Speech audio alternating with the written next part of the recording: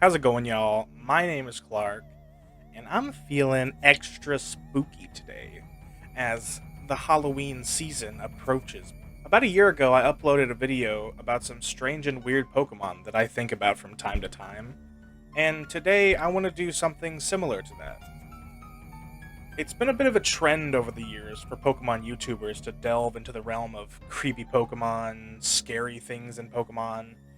We love a little taste of fear with our nostalgia, if you will. But today I'm going to flip it up a bit. Today I just want to talk about some interesting Pokemon, peculiar even. Some may even say a little bit creepy, or maybe some that just invoke that holiday spirit. So sit back, relax, snack on your pillowcase full of rare candies as I talk to you about some spooky Pokemon. Ariados is one of those Pokemon that I feel nobody really talks about. If you want a cool spider Pokemon, usually you think of Galvantula or an Araquanid. What if I told you that Ariados was the most malicious of them all?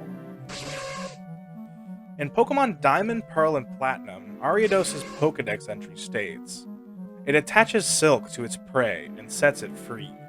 Later, it tracks the silk to the prey and its friends. So, imagine this. You're alone. In the forest. You left your camp, searching for firewood, water, maybe a place to pee. And then you hear a rustling. And then you get that feeling that you're being watched. You turn around, only to find a massive Ariados. Not attacking, but slowly backing its way into a nearby bush, seemingly retreating. You head back to the camp thinking, that was weird. Good thing it backed off though, right? What you didn't feel was the thin strand it left on your sock. In the night, you wake up tangled in webs, along with your campmates. Turns out you not only doomed yourself, but your entire group as well. Ariados doesn't just hunt, it's greedy. It wants to eat you and everyone you love. So next time you're in Johto, maybe avoid the woods.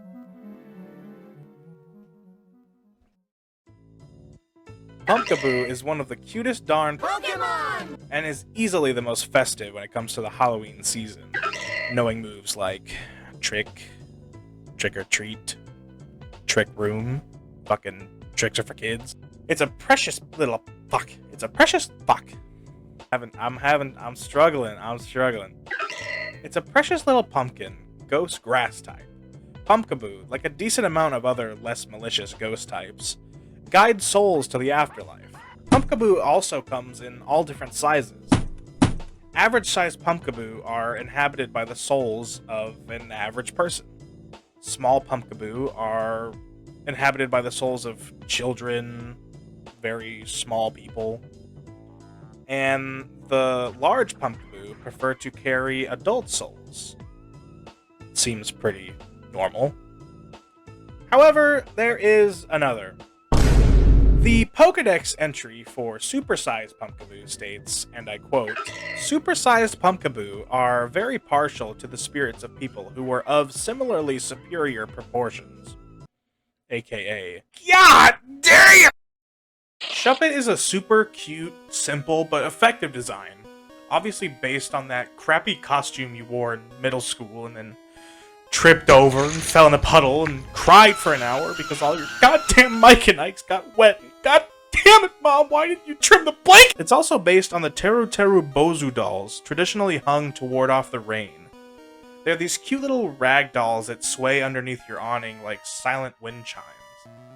Shuppet is attracted by feelings of jealousy and vindictiveness. If someone develops a strong feeling of vengeance, this Pokemon will appear in a swarm and line up beneath the eaves of that person's home. There's a proverb that says, shun the house where Shuppet gather in the growing dusk. Can you imagine being bullied for months, and you finally had enough?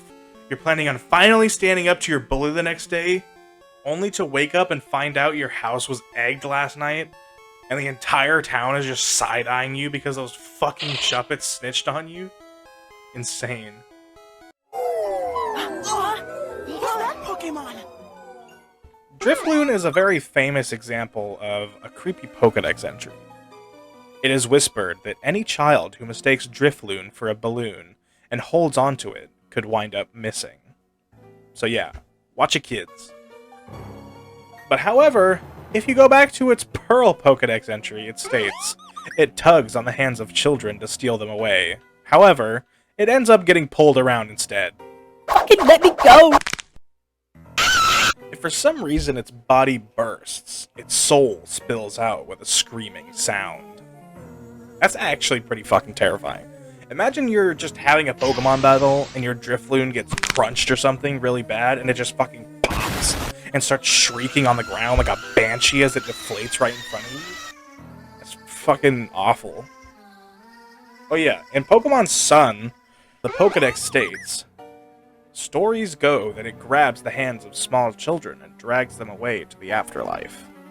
It dislikes heavy children. You fat fuck! Misdreavus is a cute ghost-type Pokemon introduced in Generation 2. It's one of those Pokemon I always forget is older than what it actually is. I usually associate it with Generation 4, which is also the generation that its evolution was announced in. Gen 2 has a few Pokemon like that, I feel like. But this video isn't about Pokemon that are from the wrong generation or something like that.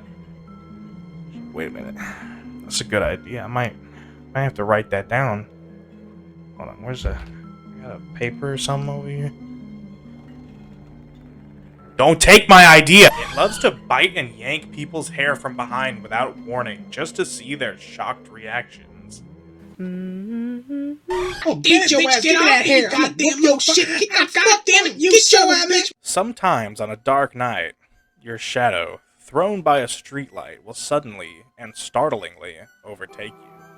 This is actually a Gengar running past you, pretending to be your shadow. What the fuck? Gengar is easily the most popular ghost type, the original ghost line from the first generation. And the first thing you think of when you think Pokemon and spooky, that Cheshire grin and purple body are iconic. Gigantamax Gengar is easily the creepiest. Rumor has it that its gigantic mouth leads not into its body, filled with cursed energy, but instead directly to the afterlife. If you stand in front of its mouth, you'll hear your loved ones' voices calling out to you. So yeah, don't get eaten by a Giga Gengar. You're gonna die. You will die. Mega Gengar, on the other hand, is a bit more aggressive. It tries to take the lives of anyone and everyone. It will even curse the trainer, who is its master. What the fuck, Gengar? In Pokemon Platinum and Brilliant Diamond Shining Pearl, in a dark abandoned house, if you enter a room on the second floor at night, there's a TV that will be turned on. Interacting with that TV will initiate a battle. This is Rotom, one of my favorite ghost-type Pokemon. For the longest time, I thought Rotom was a legendary, like a lot of other people, because of how rarely it appears, and also when you encounter it in Pokemon Platinum, it plays the legendary music. The main gimmick of Rotom is that it likes to possess electronics, giving it all types of forms. Tell me why out of all the Rotom forms, the fucking fridge is frowning. You know something I don't? Why are you looking at me like that? Don't you want to open me up? No. Oh yeah, mention. Yeah, I forgot to tell you. Mention has ghosts. Like it's a ghost. Just mention in a ghost. Forgot to talk about that. It's probably scarier than that guy, but it's a ghost. After a woman met her end on a snowy mountain, her regrets lingered on. From then, this Pokemon was born. Its favorite food is frozen souls. Your trek is taking longer than you anticipated. Route 216. It's longer than you thought.